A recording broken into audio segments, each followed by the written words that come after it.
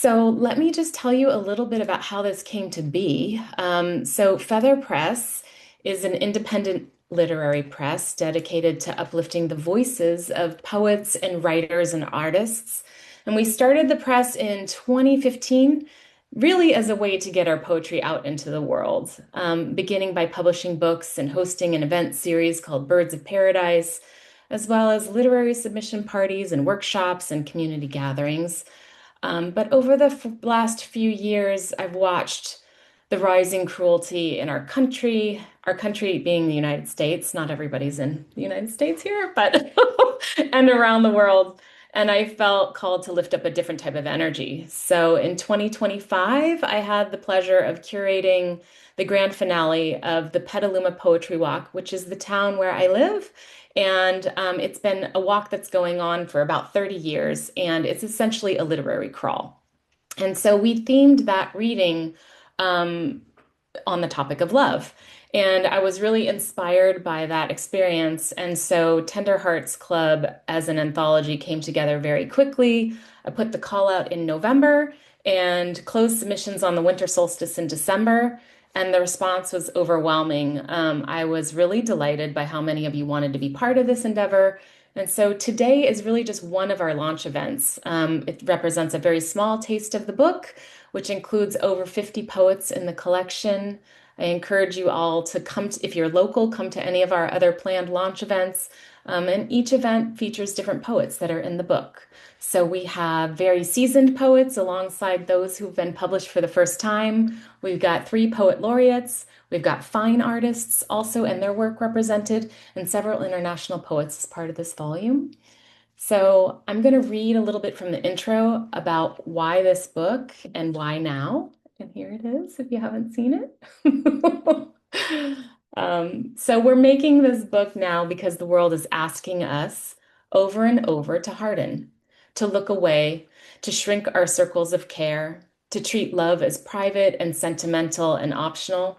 And in a time of rising cruelty, of borders drawn tighter, of care made conditional, love feels like the thing we're not supposed to have time for. And I don't believe that. I believe that love is powerful. I believe love is political, and not in the small sense of slogans, but in the living sense of how we choose to move through the world, what we protect, what we refuse, what we make room for, what we're willing to feel. Love is boundaryless in the way it exists and insists on connection to the body and to the earth and to community and to grief and to joy and to all the complicated tenderness that is being a human. So this anthology gathers all love in all of its forms. It's erotic love, it's everyday love, it's revolutionary love, it's quiet love, it's love that longs and wallows, and love lost and love found, and love as an opening, love as an ending, and love that refuses to disappear even when everything around us tries to be numb. Because love is what apathy cannot touch. Love is what hate has never understood. And poetry is one of the places where love can still be spoken without apology, without performance, without it being reduced to something small. These poems do not ask love to be easy. They let it be honest. They let it be messy and radiant and real, and they allow the heart to tell the truth. So I made Tender Hearts because I want to lift up love in the world, and I want to practice it not as an idea, but as a devotion. And this anthology is the first in a series, which is my sustained commitment to cultivate love and to show my daughter that it matters, that choosing compassion matters, that the heart is not a distraction from what's real. It's one of the most real things that we have, and the way we love shapes everything. So it's a small collective altar. It's a chorus of voices saying that we're here and we're still capable of tenderness, and we're still capable of devotion, and we're still capable of change. So, my hope is that these poems remind you what you already know, that love is deep in your body. It's not a soft afterthought, it's a force, it's a practice, it's a way forward. So, welcome to the Tender Hearts Club. I just want to say thank you to all of you who submitted their beautiful work. I think I cried like 72 times reading all of the work that came in. It was just incredibly beautiful. And I'm sorry I couldn't put everybody in the book, but it was really, I mean, just really powerful. So, yeah, I encourage you to continue to submit as we put calls out. So poets will put your name in the chat as up next, so you kind of know where you are in the lineup. And please be prepared to read your poem. I'm not going to read bios here because I want you to go get the book and read the bios in the back of this book about each of the poets that are contributors. And I'll kick off with a poem from the book title, which is called Tender Hearts Club. Tender Hearts Club. The first hour we met, you asked me to marry you. My red lips all over you, kissing in public. Uncommon display. Maybe the universe wants to show me love exists without expectation or stronghold. Your mouthed last words, you are magic. Mezcal smoke on your breath. Come with me, you pleaded, your eyes under the Aries full moon, potent waxing and waning. I want to be the drink on your tongue. Instead, I write you poems I'll never send. Thank you. Okay, so to kick us off, please bear with me because I am going to play a video. One of our poets is actually, a few of them were actually at AWP, so they couldn't join us today, which is the annual writers conference in Baltimore this year. So she sent a video poem, so I'm going to play this, and this is by Ma Shane Wynn, who has a couple of poems in the book. So hang on one second.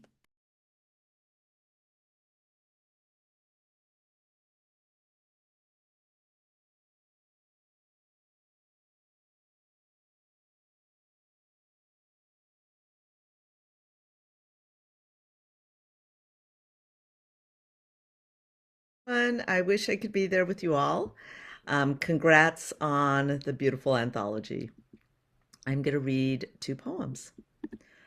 Octavia, touching. Yesterday sent an email for a friend's celebration of life. Today, I looked through my phone for photos. A backyard birthday party with colored hats and champagne. On a swing set with her daughter, dressed as an anime character. A group of old punks in black, ratty sweaters at the Roxy Theater. Days after another chemo treatment, looking down at her phone. Sitting on a chair with her husband behind her. Two of us, heads touching. Octavia, time. We all had crooked bangs back then, when we'd cut them ourselves or our sisters would. Sometimes we'd cry when we'd look in the mirror. We'd mirror each other's moves as we danced around. When we sang, we'd laugh at our songs, sometimes on key, but usually off. We'd forget about the crooked bangs when we'd snap our fingers all at the same time. Beautiful. Ma Shane Wynn, everyone. All right. So, Val Debarra, will you please take yourself off mute? And nice to meet you, Val. Where are you in the world?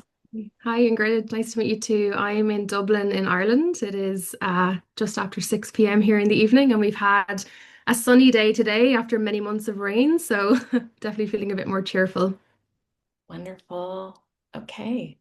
Well, please read us your poem. Thank you. This poem is called Breach. My heart is still a building after the fire. Windows blown, ash in the sinks. I am not meant to host anyone yet. Then you arrive with your careful hands, your voice like a locked drawer, everything in its place. This shouldn't happen. The timing is wrong in a way that has teeth. The ethics hum like live wire in the walls. Whatever this is, it knows its own consequences. I am unfinished. You are positioned. The space between us is supervised.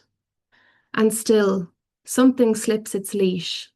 Not touch, not confession, a pressure shift, a quiet click, like a door sealing from the inside. By the time we name it, the body has signed. Thank you. Beautiful. Thank you so much for sharing your work. Love it. Um, Next up is Anne Marie Wenzel. Thank you so much, Ingrid. It's a privilege and pleasure to be here and see all the poets and my cousin who came to listen. Thank you. My poem is Ciao Stella Mattina. In the darkness of early day, I step out and gaze through the branches of the trees at Venus. She hangs below the waning crescent moon. Brilliant, my heart quickens.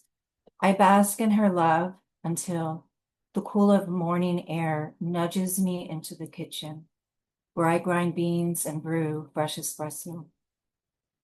I carry my cup outside and sit and sip and gaze up at her, content in the morning twilight. Thank you. Thank you so much. Beautiful. Okay, so next up we have Hollie Hardy, and Hollie has a couple of poems in the book, so will you please read them both? Absolutely. Thank you. The color of rain, the color of sleep. I rearranged the rainbow to make room for you, but you are already here.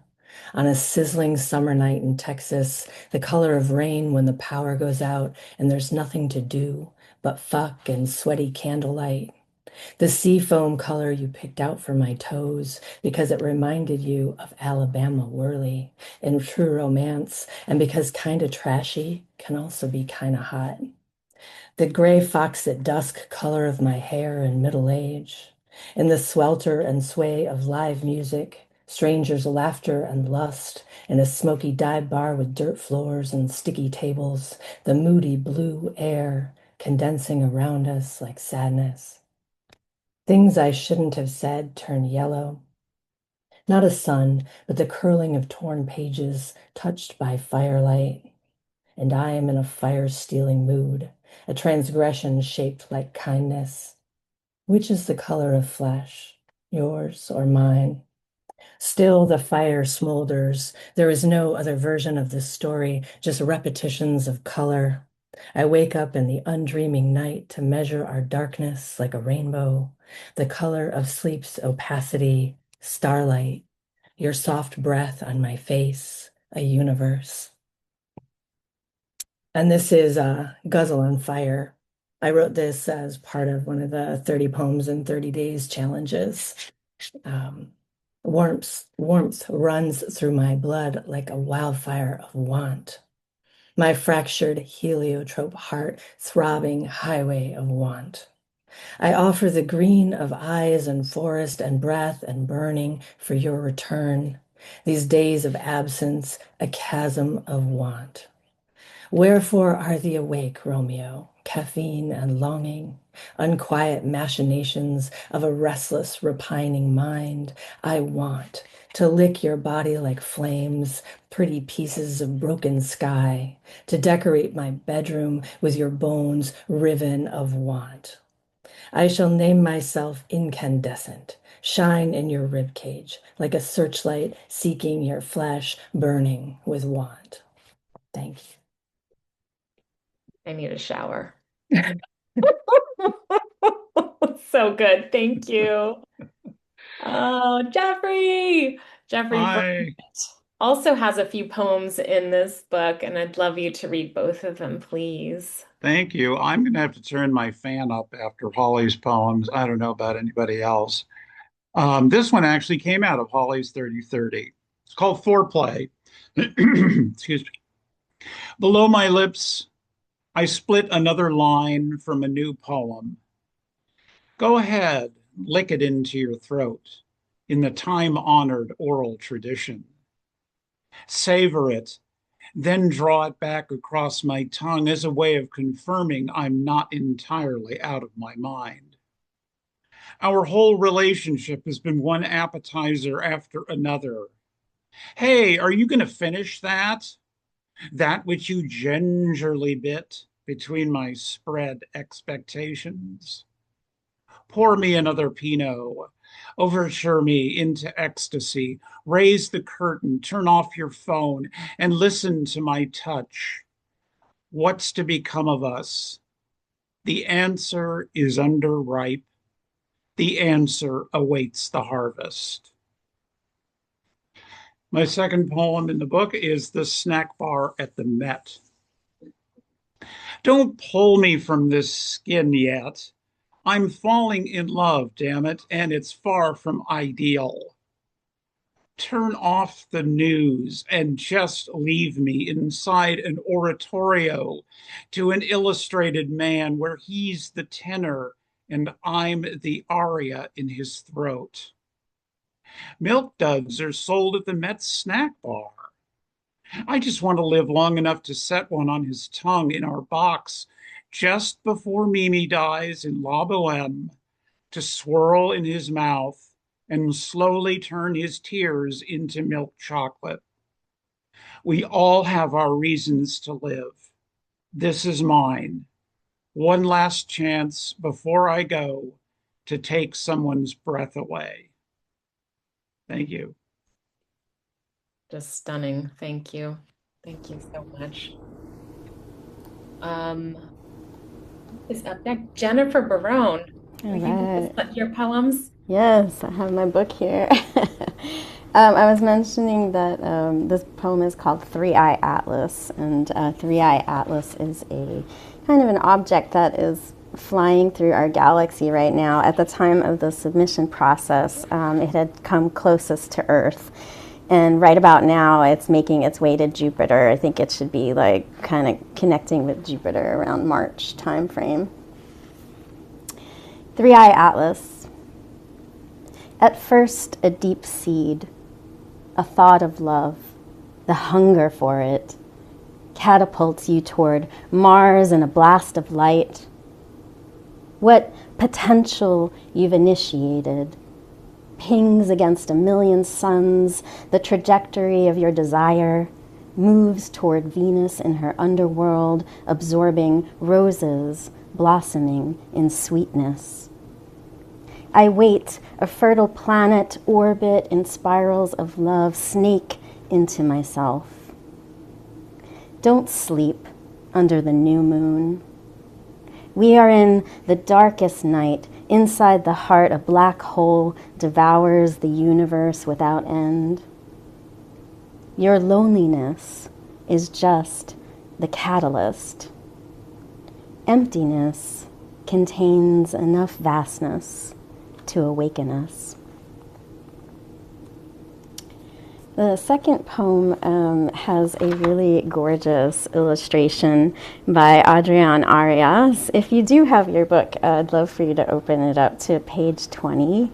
But I was mentioning that I did not send my poem to Adrian, but his poem somehow perfectly illustrated this poem in like the most mystical way. So it's just, I feel so grateful to have Adrian's artwork to pair with this piece. Even though you're not here. The bookstore owner has your nose, your angled chin as he tilts his head to show me the poetry section. The fisherman has the curve of your bicep, pulling up his ropes and your hands as he begins to scale fish. The waiter has your eyes. I call him over to ask for salt, then more lemon, just to see you again.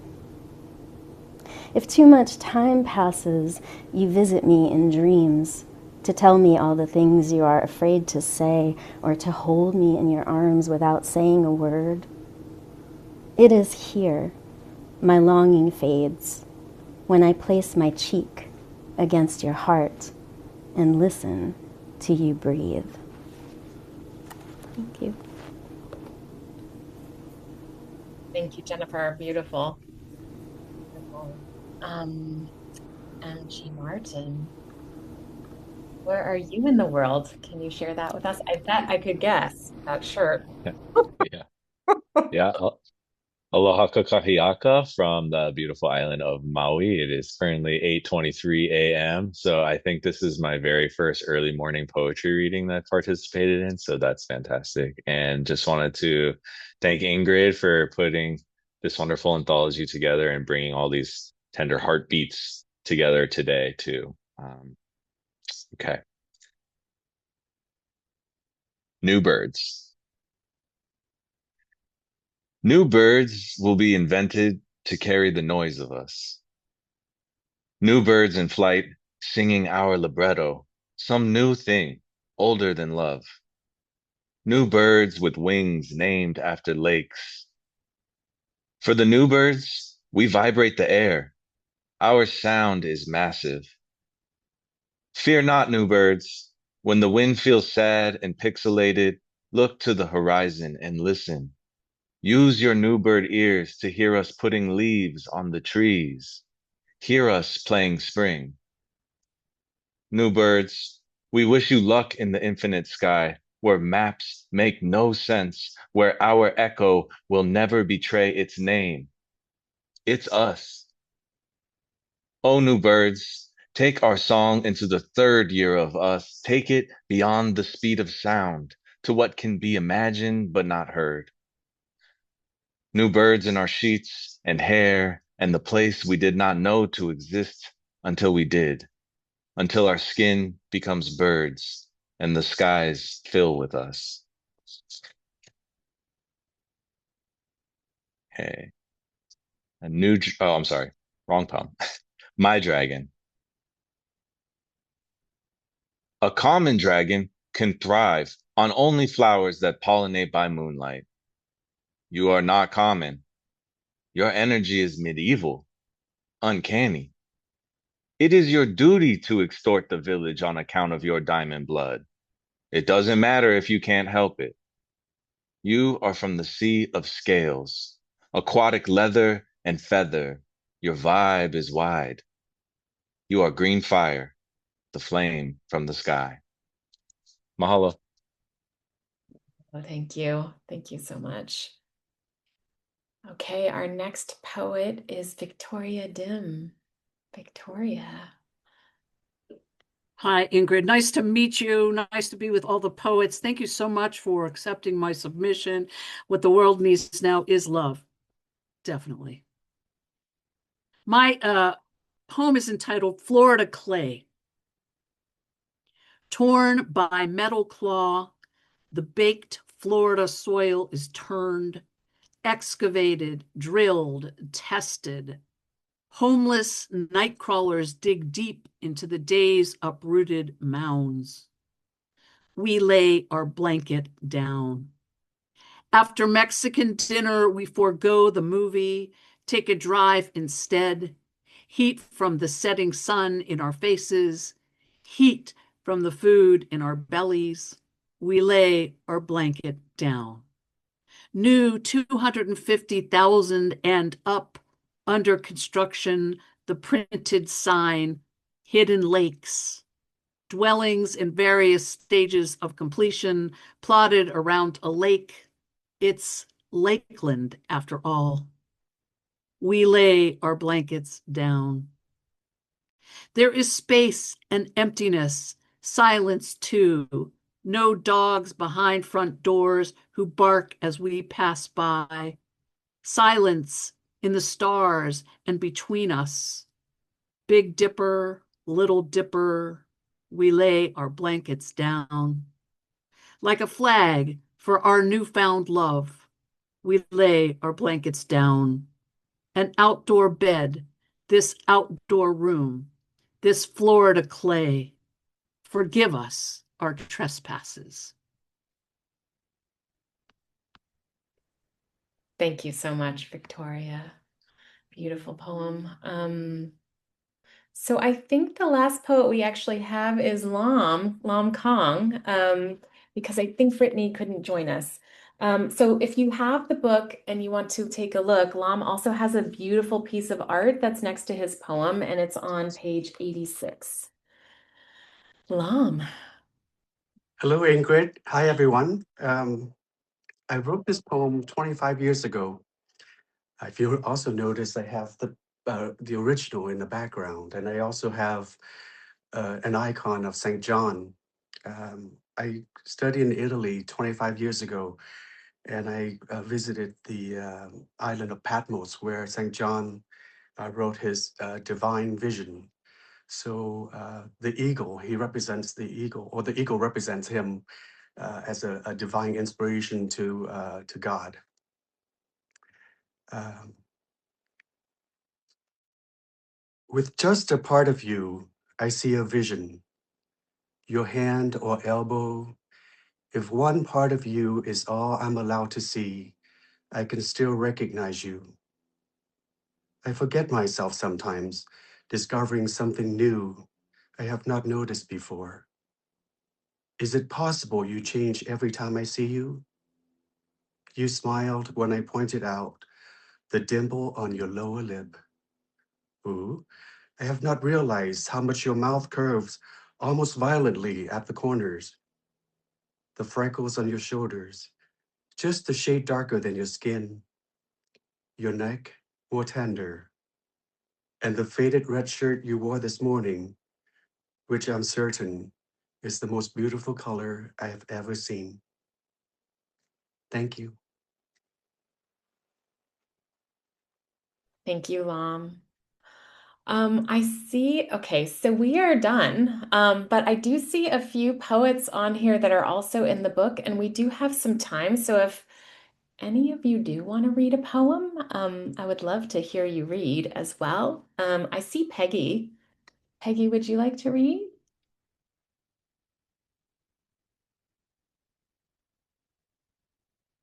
Oh, maybe not. How about Natasha?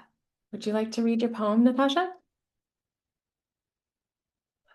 Sure, but I don't have it and I don't have the book. So um Oh, okay. Well, if you don't have your poem, it's okay. Ingrid, I think I can find mine.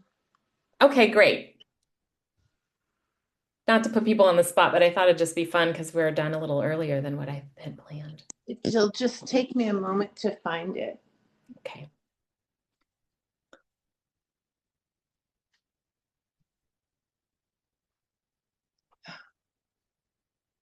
So while she's looking for that, we do have some other readings that are going to be coming up. So we've got one in San Francisco at the Golden Sardine. So Natasha will be reading at that along with, let me see if there's anybody else on here. I think that she's slated to read at that one. And then we're going down to Los Angeles and we will be at the Secret Typewriter Museum, which is kind of a wild space where there's about 200 typewriters that are for sale. And we will be part of the Jack Kerouac Festival. So that will be really interesting, some interesting programming around, I think it's the weekend of April 17th, 18th, 19th. And then we're still confirming, but looks like end of April for Petaluma, which is where I live. It's a little town up here in Northern California that I really am hoping to do a reading here too. So yeah. Good, I could read my poem. Great, thank you, Elisa. Should I do it now? Yeah, please do. In the beginning. In the beginning, he said, "Please never write a poem about me." Now he texts, "I miss you." And I remember each morning of our 6 months, I got, "Good day, gorgeous," his pinged greeting, always uncapitalized, always made me smile. Now I text, "I miss you too." And I do sometimes miss his reverence for the softness of my middle-aged hips. I do sometimes miss his many lovely lowercase intimacies. But this is not a poem about him. This poem tells of each strange, uncontrollable heart seeking another. It tells of all our searching and aching. It tells of unknowable equations that should add up to more.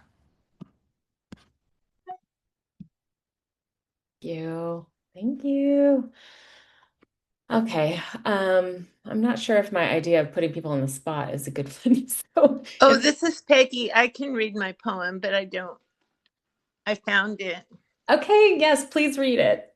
Do you want to put yourself on so we can see you? I'm not It's willing okay. to be seen Okay. at the moment. Okay, that's fine. Surprise. Anyway, my poem, again, thank you for including me in the anthology, Ingrid. And the poem is Requiem to the Holy Mysteries, the Start of Spring. All night I shivered, an unsung astronaut flung away into black. Now I'm all muted purples, nightfall, your shape in the boundary between winds, where we crouched, salt wet slate. And I awake into dreamlight,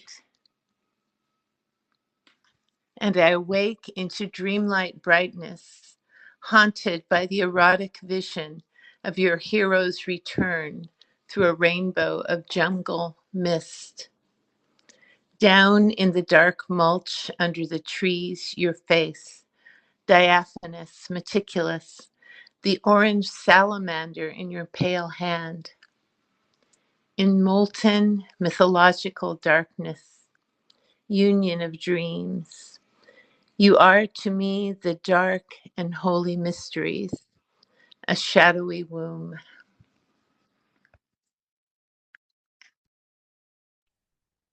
Thank you so much. Natasha, are you yeah? Okay. Yeah, I found it. I just This want to hear poem. you say this in your voice because it's such a poem. I've been giggling about it. Oh, Please. well, I feel a bit abashed. Everyone else is so tender and romantic. And this poem is about the green-eyed monster of jealousy. So It's all I welcome though. thought I'll read it anyhow. It's called Marcus. Um, it's a ghazal about Marcus. Your partner has another partner, and you see her presence everywhere, the knot in the bread bag, surely tied by Rosalia.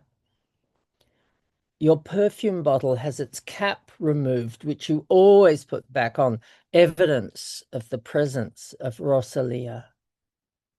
You demand of Marcus not to have her in your house, but every time you go to work, you return to see signs and symptoms of Rosalia. You see her markings everywhere and don't know if it's gaslighting, your imagination, or a game played by Rosalia. You cook him a complicated meal, but when he returns, he has no appetite, as most likely he already ate with the cursed Rosalia. The TV stations are set to Natasha's favorites, but viewer choices have been changed forever by that goddamn Rosalia. Thank you. Is there anyone else who's here who might like to read their poem that is in the book that I might have missed?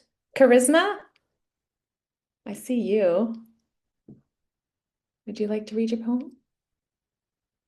No, sorry. I worked till 3:30 in the morning last night and Oh, I'm lying in bed listening to you guys. I don't feel like getting up and getting it. all good. All good. Okay, well, why don't we end it there? I just want to say thank you so much for sending in your beautiful work and trusting me with it. And please buy the book.